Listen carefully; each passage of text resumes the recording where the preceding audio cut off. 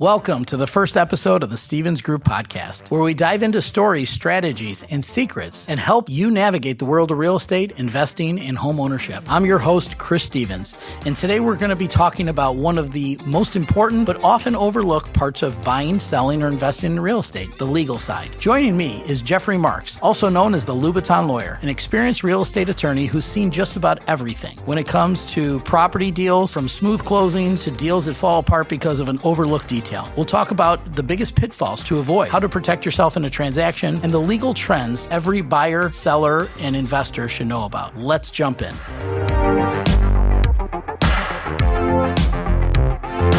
So Jeff Marks, the Louboutin Lawyer. Tell us a little bit about why you decided to get into real estate law. You know, it's kind of a long story. I'll make it brief. So I started out in litigation. I had a lot of fun, but I was the only one who was having fun. I feel like in litigation, the attorney is the only one who really wins. For us, it's a game. For the clients, it's life and death. It's stakes. The clients are never happy. And, you know, it wears on you a little bit because you claim a big victory. Ultimately, at the end of the day of a court case, even if you win because you're taking money from the client, usually a third or whatever it is, you know, in a contingency fee case, the clients are still never happy. It sort of taught me a lesson, and I started thinking about what can I do in law where I'm going to be happy and my clients are going to be happy. And I fell into real estate. And I've never looked back. I let my litigation go, and now I'm a full-time real estate attorney just doing closings every day. Awesome. And what role does a real estate attorney play in a typical transaction? Again, that's another long answer, but we basically come in as soon as the contract's been executed, and we represent the buyer or the seller, whoever's, you know, whichever side we're on. We can't represent both, just one side. And what we do is we shepherd them through the whole transaction. We sort of take over the negotiation as soon as the contract's been executed, meaning that we're the ones who handle any inspection contingency requests or credit requests. We're also the ones who work with the client to make sure that they really want to go forward. There's something in the contract called an attorney review provision. The attorney review provision allows us to terminate the contract for almost any reason within the first 5 business days. And it's kind of unique. Most other contracts have no right to terminate. I used to get calls from people who'd go buy a used car, for example, you know, on like Rand Road or on Milwaukee Avenue, one of those car lots, and they'd get it home, they'd realize they just signed a contract for 100% interest, and they were upset and wanted to cancel. And I said, unfortunately, you've signed the contract. You can't get out. The real estate contract, the standard one that we use anyway, allows a 5-day right for me to terminate the contract. So, you know, sometimes the clients will see a property, they'll get very excited about it, they'll go under contract, and you know, then cooler heads prevail, and I can help them with that. After that, after we've negotiated all issues, assuming that they wanted to go forward, the next thing that we do is come to the closing with them. We represent them at the closing. We go through all the documents, make sure that the documents that convey the property are done correctly, make sure that all the numbers are correct, and most importantly, make sure that everything is explained to them so that they understand what they're getting into. They understand their rights and their responsibilities. Awesome. You and I have been through a lot of transactions together, which has been fun, and we've had some hairy ones. Yes, we have. Absolutely. What would you say some of the biggest mistakes that buyers and sellers make? I think the biggest mistake that I've ever seen is not doing a walkthrough. And, you know, I think that a lot of times people just assume, you know, it's just a perfunctory step. It's not necessary. Why bother doing a walkthrough before closing? But I've already seen the property. I've already seen the property. I'm sure it's fine. Why do I want to waste an hour of my life to go do this and then have to run to the closing? I'm already taking off of work, all that stuff, right? It's the most important thing. I had a transaction once where the agent was a dual agent, which is, again, never really the best idea. And she recommended to the client that they don't have a walkthrough. It wasn't necessary. And so the client said, okay, I'm not going to do it. And after the closing, my client, the buyer, went to the property, and there was about 4 feet of water in the basement. And she was obviously upset. The seller was very understanding. The seller said, you know what? I will file a claim on my insurance, and I recommended my buyer also file a claim on her new insurance. Both insurance companies denied the claims because the buyer's insurance said, we don't know if it happened before the closing or after the closing. Therefore, we're going to deny coverage. The seller's insurance said, we don't know if it happened before the closing or after the closing. Therefore, we're going to deny coverage. So there was no coverage. And it cost her tens of thousands of dollars to remediate the issue only because she didn't do a walkthrough. Absolutely. That's interesting. How about on the seller side? Red flags on the seller side. Or big mistakes? Big mistakes on the seller side. Other than not hiring you and me to represent them in the sale of the home. Yes, I would agree with that. I think the biggest issue is getting emotional on the seller side. I feel that a lot of sellers don't view it as a business transaction. They think of it as their home. And it is their home, of course, and they've lived there for a long time. But when you get emotion involved in it, all of a sudden a little thing, let's say for example, let's say there's an as-is contract and the buyer comes in and asks for some GFCIs to be changed out because they tested them and they weren't working. Even though it's an as-is contract, even though the buyer shouldn't be asking for anything, it doesn't mean that they're not going to ask anyway, right? Yeah. So they turn around and they ask, and then the seller gets so upset because they're emotionally involved. They say, I'm not going to do this. Let's kill the contract. Now, this is the item that I just described could be a $200 or $300 repair.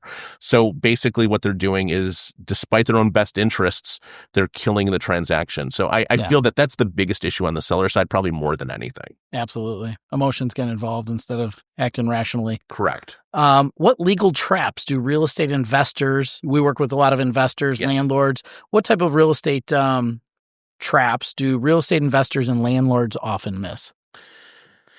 I think, the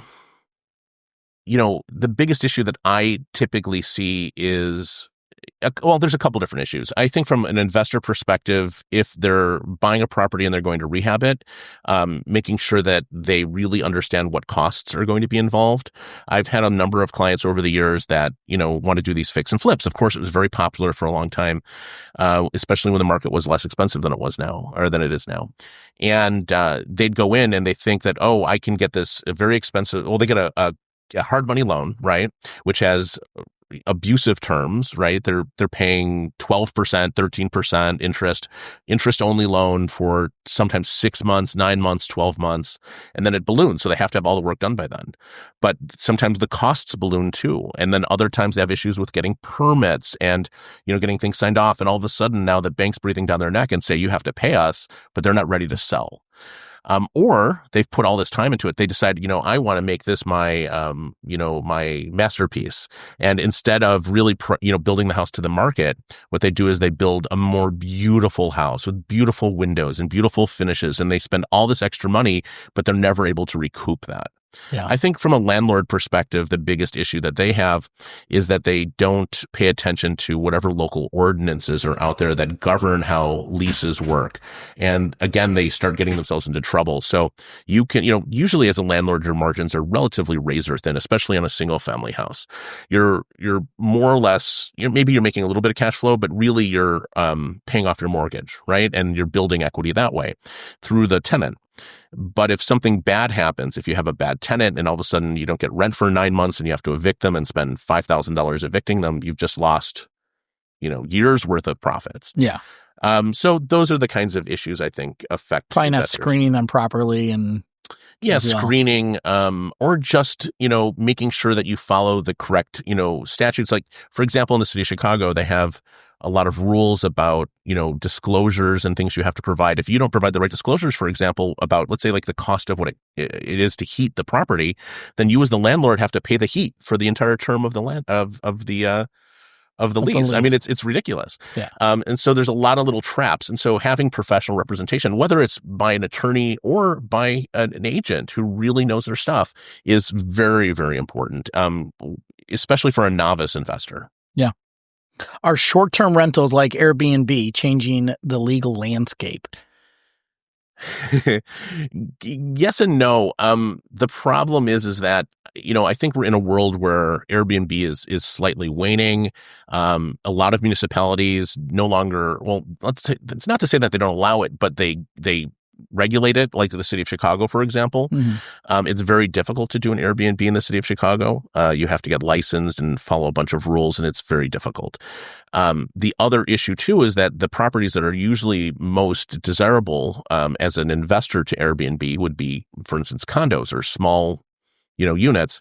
And those associations almost universally have gotten rid of Airbnb rentals or short-term rentals. The other issue, which is a big issue, which most people don't contemplate, is most lenders, even if you get an investment loan, will not allow short-term rentals for less than 30 days at a time.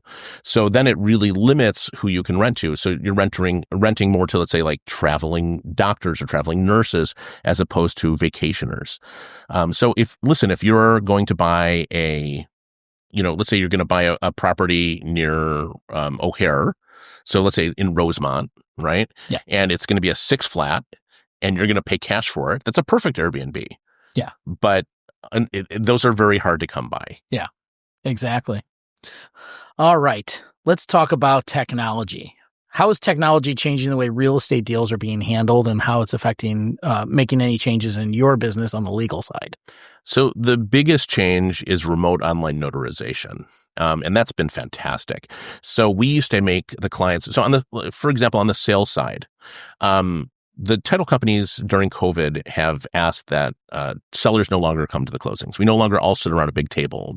We no longer have that kumbaya moment, which is great, actually, because, again, this is a business transaction. Yeah. And I can't tell you how many deals I've had that have blown up at the table just because somebody's insulted. Or how many times we've had closings where the seller's in one room and the buyer's in another room just because they can't be in the same room together. Absolutely. So now that's alleviated because we have sellers come to our office and pre-sign their documents. They don't have to attend the closing.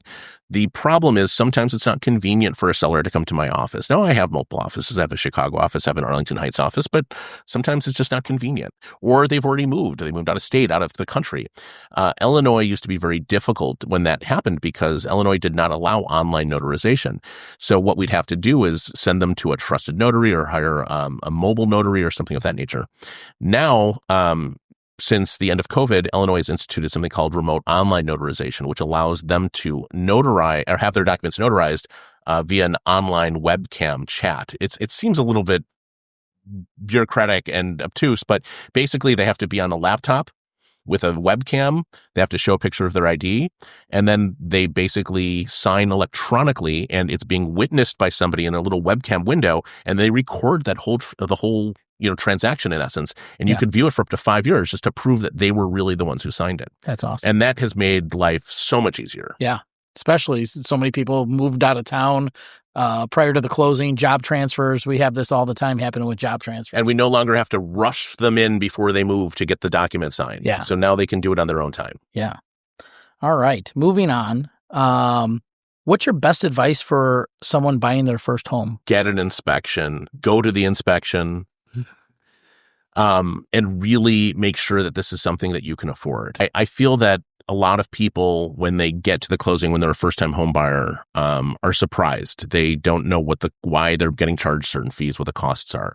But they've been led down this path the whole time. The lender's been providing that information. So my best advice to a first-time home buyer is ask lots of questions. Make sure you do that inspection. Make sure you understand that contract. And again, make sure you go in eyes wide open. Most importantly is ask questions, right? So come to me. I'm a resource. I don't charge for a phone call. I only charge for closings. I don't charge for questions. Let them contact me. Ask the questions. Make sure they understand what they're going through.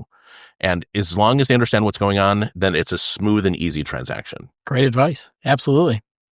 So let's talk a little bit about title insurance. Does title insurance really cover everything? No, not even a little. It covers title issues. And so title insurance, I think, is very confusing. I try my best to explain it to a client. Title insurance companies cover issues that can occur and affect your ownership, your title, correct? So the Illinois and, property law in general is a little bit obtuse as it relates to, ownership and liens and things of that nature. It's one of those funny things because it doesn't really follow logic.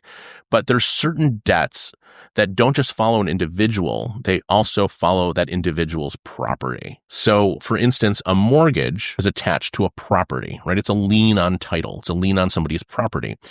if that person, let's say, sells the house and doesn't pay off their mortgage, that mortgage still affects that property.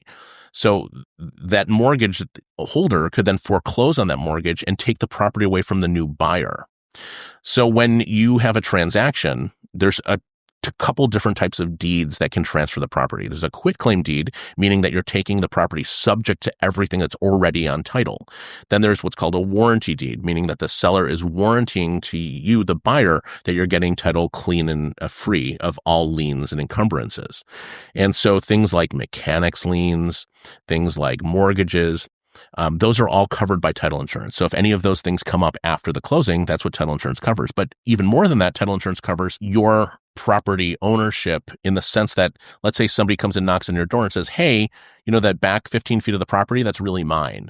Or, hey, the seller said that I can build a driveway on, the west 7 feet of your land.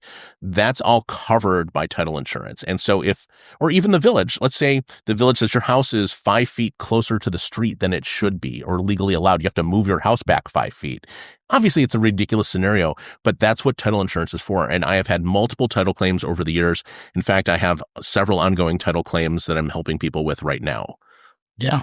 Excellent. Yeah. We've had our issues where things coming up a week before closing on title and stuff like that. So we've had our fair share of those. And the cool thing about title insurance is it's a one-time fee. The title insurance is paid for by the seller, not by the buyer.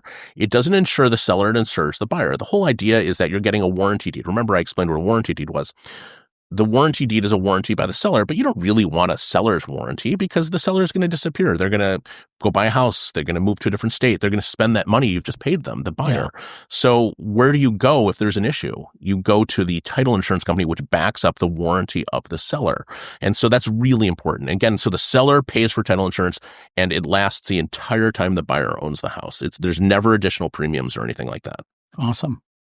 If you could give one piece of advice to anyone buying or selling a property, what would it be? Hire a licensed agent and a licensed attorney. Awesome. Well, tell everyone where they could find you on social media or your website, anything. Right. Well, I'm Jeff Marks. My phone number is 312-208-7340. You can Google me. I'm going to come right up. I'm also known as the Louboutin Lawyer. I'm on Instagram and on Facebook under both of those names. I'm pretty much everywhere. You can find me. I have offices in Arlington Heights and offices in Chicago. So I'd love to work with you. Jeff, it's been about 15 years that we've worked together. It's always been a pleasure. Thanks for being the first guest on the Stevens Group podcast. Thanks for having me. This is fantastic. I'm excited for your new venture. Thank you. Thanks.